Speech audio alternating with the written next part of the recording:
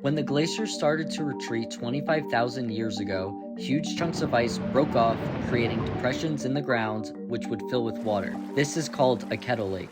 Lake Ronkonkoma is the biggest freshwater kettle lake on Long Island. For decades, in the late 1800s to the mid 1900s, people would travel to the lake to swim, fish, sunbathe, and eat food at one of its many pavilions. The scenic views and plentiful fishing have remained, but the lake is now toxic to swim in, and the resort town that formed around the lake in the 1900s has been abandoned.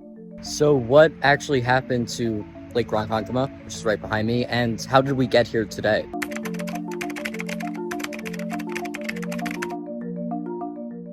Four Native American nations settled around the lake 12,000 years ago. It was declared a neutral zone, so everyone living here lived peacefully together, hunting, gathering fish, gathering nuts, berries, and other food. In the mid-1600s, the nation sold their land to English settlers.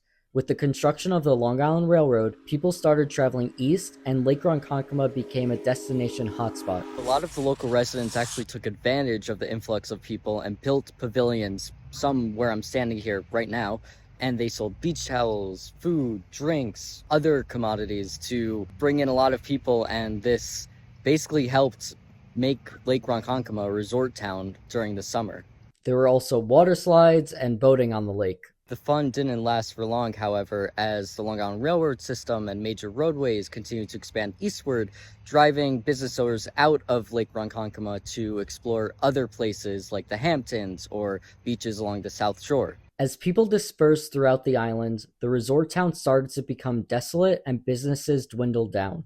Perhaps the last nail in the coffin was when Raynor's Pavilion burnt down in the 1960s.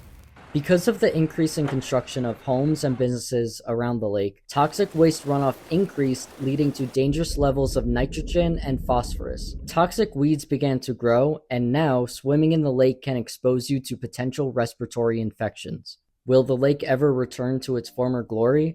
Well, that's what groups like the Lake Ronkonkoma Advisory Board are working on. For more information on what is being done to revitalize Lake Ronkonkoma, click the link in the caption above.